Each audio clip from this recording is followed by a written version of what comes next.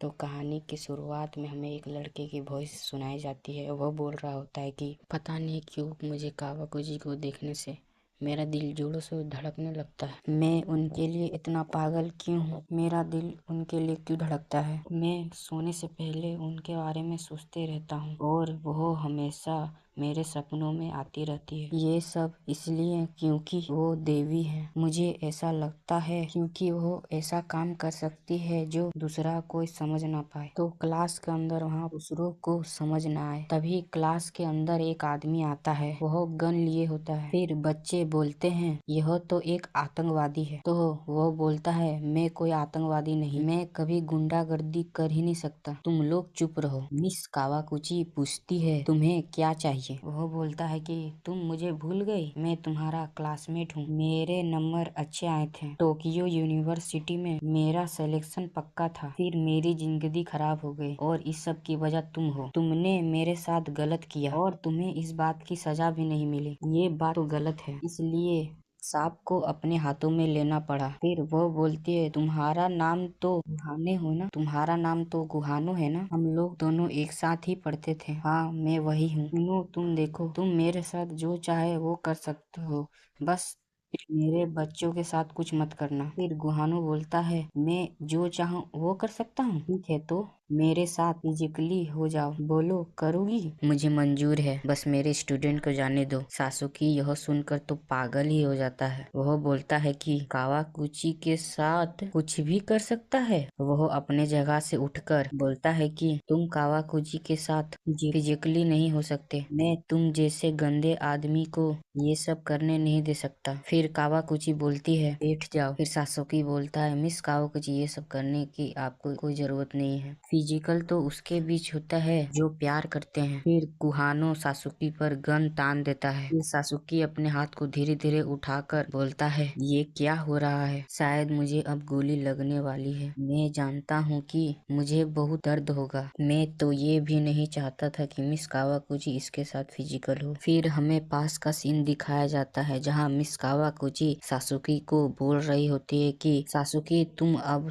तक ने फ्यूचर सर्वे सबमिट नहीं किए हो। सासुकी बोलता है माफ करना, मैं जब अपने सपने के बारे में दूसरों को बताता हूँ तो वह लोग मेरा मजाक उड़ाते हैं। कावाकुची बोलती है कोशिश नहीं करोगे तो मुझे पता कैसे चलेगा? मैं कुछ भी नहीं कहूँगी, मुझ पे भरोसा करो। फिर वह बोलता है कि मुझे बनना है एस्ट्रोनॉट और फिर मुझे चांद पर जाना है। मेरे पापा एक एस्ट्रोनॉट थे, स्पेस में जाने से पहले ही चल बसे। उन्होंने कहा था जब वह जाएंगे तो वह चांद पर जाएंगे। वह कहते थे वह पहले ऐसे जापानी होंगे जो चांद पर जाएगा, इसलिए उन्हें डर नहीं लगता था। तो अगर मैं चांद पर जाऊं तो फिर मैं उनसे शायद मिल पाऊं। लेकिन जब मैं यह बात दूसरे को बताता हूं तो वह लोग बोलते हैं यह सब बचपना है। तुम्हारे पापा चांद पर कैसे हो सकते हैं? जैसे कि उन्हें सब पता हो। मैं चांद पर जाऊंगा देखने के लिए कि मेरे पापा चांद पे है कि नहीं। कावाकुची बोलती है ठीक है, तुम्हें पता है मैं एक खुद ही देवी हूँ। फिर सासुकी बोलता है मेरा मजाक उड़ा रही हो ना? मैं बस कह रही हूँ, तुमने कहा था कि अपनी अपनी कॉमन सेंस होती है। अगर कॉमन सेंस की बात कही जाए तो मुझे नहीं लगता है तुम्हारे पापा चांद पे है, लेकिन इसका चांस 0 भी नहीं है। 0% जैसी कोई चीज नहीं होती, बस हम आलसी होते हैं। हम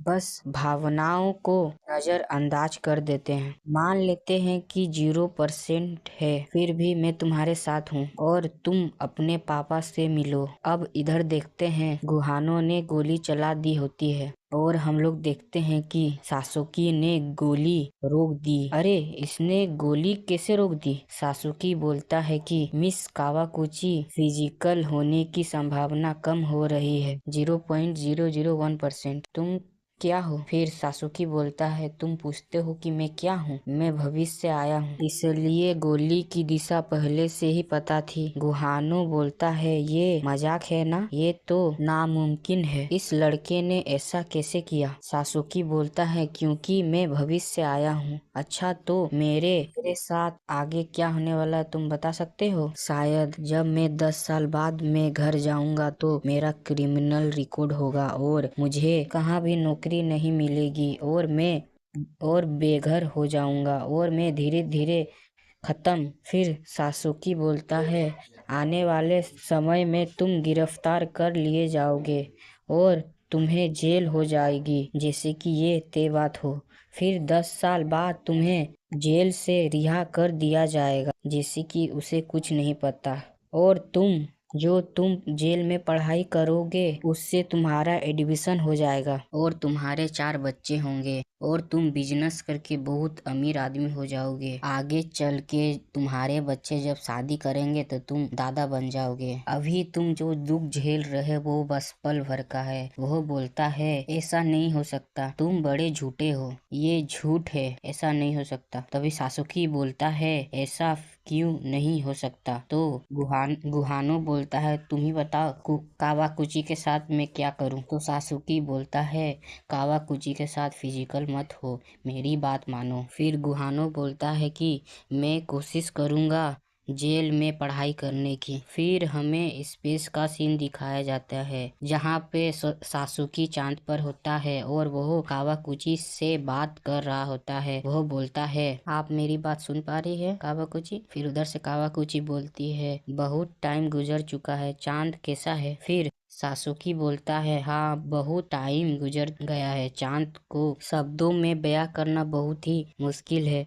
फिर वह पूछती है, क्या तुम्हारे पापा चांद पर हैं? फिर सासुकी बोलता है, नहीं वो नहीं थे, लेकिन अब मुझे समझ आ गया है, पहला जापानी बन गया हूँ जो चांद पर गया है। एक बात है तो जो मैं हमेशा पूछना चाहता था, आपको पता है उस दिन उस गोली को रोका था, सच में वो मैजिक से कम नहीं था, लेकिन फिजिक के हिसाब से मेरा हाथ तो चोट लगनी चाहिए। हो बात मुझे पढ़ाई के बाद समझ आई। मैं कहना चाहता हूँ कि वह आपकी अद्भुत शक्ति थी जिसके वजह से वह गोली की को रोक पाया, इसलिए आपका बहुत बहुत शुक्रिया। आप देवी हो ना मिस कावाकुची? फिर वह हंसने लगती है, मैंने तुम्हें कहा था ना मैं एक देवी हूँ, तो इसका मतलब है वह गोली मैंने ही रोकी थी। यह मेरा मजाक उड़ा रही है ना? मैं कभी भी उस गोली को दोबारा रोक सकता हूँ। तो ये एपिसोड खत्म होता है भाई। लाइक कर दीजिएगा भाई, सब्सक्राइब